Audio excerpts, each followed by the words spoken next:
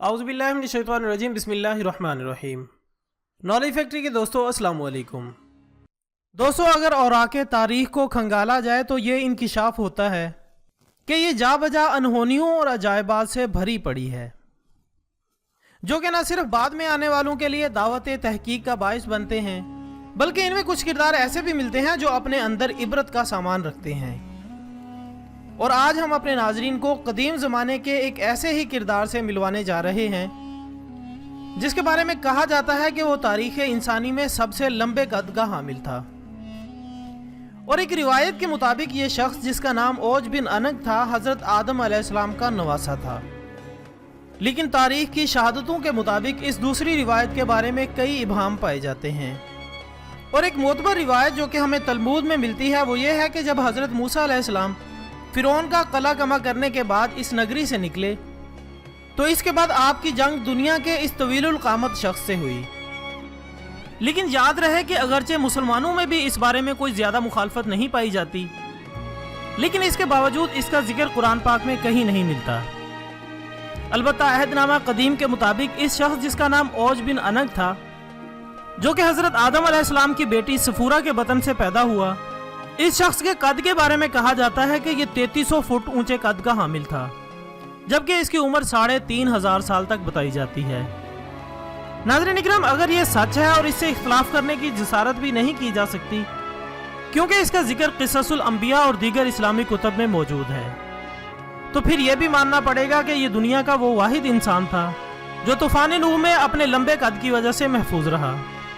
معزز خواتین و حضرات، اوراق تاریخ اس بات کی گواہی دیتے ہیں کہ جب فرعون دریائے نیل کی نظر ہوا اور بنی اسرائیل کو اس کے مظالم سے نجات ملی تو اللہ کا حکم ہوا کہ ملک شام کی سرزمین سے ظالم اور جابر لوگوں کو نکال دو، اور اپنی قوم میں 12 افراد کو بنی اسرائیل کے 12 قبیلوں پر سردار مقرر کر دو، تاکہ یہ سب اپنے سرداروں کے تابع رہیں اور اللہ کے احکامات کی پابندی کرتے رہیں۔ چنانچہ حضرت موسیٰ علیہ السلام نے اپنی قوم کے 12 قبیلوں میں سے 12 افراد کو سردار مقرر کر دیا۔ ناظرین اکرام، اللہ کے حکم کے مطابق حضرت موسیٰ علیہ السلام اور حضرت ہارون علیہ السلام جہاد کے لیے اپنے سرداروں اور قوم کے ہمراہ جب کنان کے مقام پر پہنچے تو سرداروں کو حکم دیا کہ وہ ملک شام جا کر وہاں کے ظالم اور جابر لوگوں کے حالات معلوم کریں۔ جب یہ لوگ وہاں پہنچے اور وہاں کے حالات معلوم کیے تو انہوں نے وہاں ایک بہت بڑے قد و قامت والا انسان دیکھا جس کا نام اوج بن انگ تھا۔ اس کی ماں کا نام سفورہ اور باپ کا نام انگ تھا۔ طوفان نوح علیہ السلام سے یہی مشرک شخص تھا جو بچ گیا تھا۔ دوستو، اوج بن انگ نے جب ان سرداروں کو دیکھا تو ان سے دریافت کیا کہ تم کہاں سے آئے ہو اور کہاں جاؤ گے۔ ان سرداروں نے جب اسے اپنا حال بیان کیا تو اس نے ان سب کو پکڑ لیا۔ یہ ان سب کو چونٹی کی طرح مسل دینا چاہتا تھا، لیکن اس کی بیوی نے کہا کہ ان کو چھوڑ دو، یہ تو بہت کمزور ہیں اور تمہارا کیا نقصان کر سکتے ہیں۔ چنانچہ ان سرداروں نے واپس آ کر ملک شام کی باتیں اور دشمن کی قوت کے بارے میں حضرت موسیٰ علیہ السلام کو تفصیل سے بتایا۔ حضرت موسیٰ علیہ السلام نے ان سے کہا کہ اپنی قوم کے لوگوں سے شام کے لوگوں کی قوت کے بارے میں کچھ بیان مت کرنا، ورنہ یہ لوگ جہاد کے لیے تیار نہیں ہوں گے۔ آپ علیہ السلام کے اس حکم پر ان 12 سرداروں میں سے صرف 2 سردار اپنے وعدے پر قائم رہے۔ ان میں سے 10 افراد نے عہد شکنی کی اور قوم کے افراد کو وہاں کا سارا احوال جو وہاں دیکھا تھا بیان کر دیا، اور اوج بن انگ کے ہاتھوں پکڑے جانے کا واقعہ بھی بتا دیا۔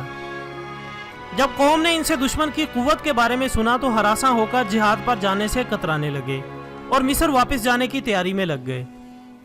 حضرت موسیٰ علیہ السلام نے فرمایا کہ اے لوگو، تم گھبراؤ مت اور جہاد سے بھاگنے کی کوشش مت کرو، میرے ساتھ اللہ تعالیٰ نے وعدہ فرمایا ہے کہ میں تمہیں ان کافروں پر فتح دوں گا۔ تو قوم نے حضرت موسیٰ علیہ السلام سے کہا کہ وہاں پر تو ایک شخص ہے جو بہت بڑی قد و قامت والا ہے اور وہ بہت ہی طاقتور ہے، ہم ہرگز وہاں نہیں جائیں گے جب تک وہ شخص وہاں پر موجود ہے۔ یوشع بن نون اور کالود بن قطع، یہ وہ دونوں سردار تھے جو اپنے وعدے پر قائم رہے تھے۔ ان دونوں سرداروں نے بھی قوم کو مطمئن کرنے کی کوشش کی اور ان سے کہا کہ اے قوم، ٹھہر جاؤ اور ان پر حملہ کرو، اللہ تعالیٰ تم کو فتح دے گا، اور موسیٰ علیہ السلام نے وعدہ کیا ہے کہ اللہ ان کو ضرور ہلاک کرے گا۔ جب تم اللہ پر یقین رکھتے ہو تو اس پر بھروسہ کیوں نہیں کرتے؟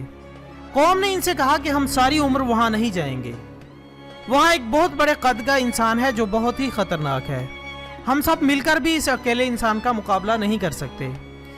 حضرت موسیٰ علیہ السلام نے ان سے ناراض ہو کر ان کے لیے اللہ تعالیٰ سے بد دعا کی۔ جس کی وجہ سے شام کی فتح میں 40 سال کی تاخیر ہوئی۔ اس مدت میں بنی اسرائیل کے نافرمان لوگ جنگلوں میں بھٹکتے رہے۔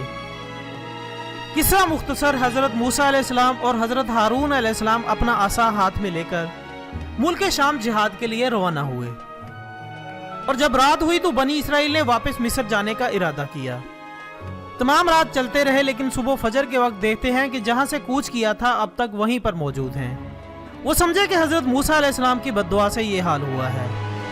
تب یوشع بن نون نے ان سے کہا کہ اسی میدان میں ٹھہر جاؤ، صبر کرو اور استغفار پڑھو، جب تک حضرت موسیٰ علیہ السلام شام فتح کر کے واپس نہ آ جائیں۔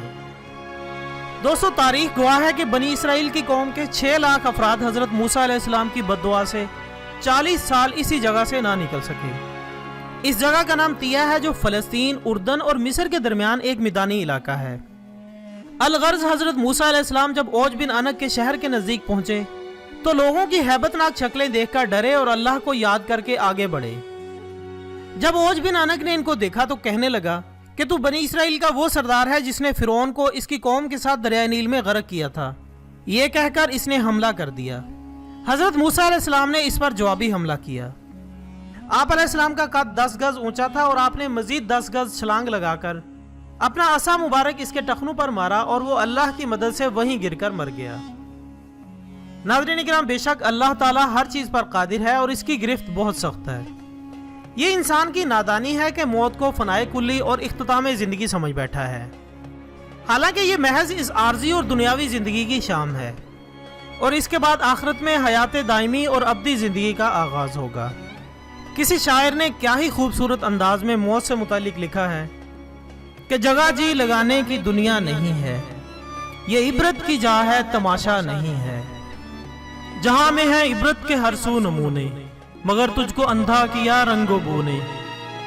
کبھی غور سے بھی دیکھا ہے تو نے، جو معمور تھے وہ محل اب ہیں سونے، ملے خاک میں اہل شاں کیسے کیسے، مکیں ہو گئے لا مکاں کیسے کیسے، ہوئے نامور بے نشاں کیسے کیسے، زمین کھا گئی آسماں کیسے کیسے، اجل نے نہ کسرا ہی چھوڑا نہ دارا، اسی سے سکندر سا فاتح بھی ہارا، ہر ایک چھوڑ کے کیا کیا حسرت سدھارا، پڑا رہ گیا سب یہیں ٹھاٹ سارا، جگہ جی لگانے کی دنیا نہیں ہے، یہ عبرت کی جا ہے تماشا نہیں ہے۔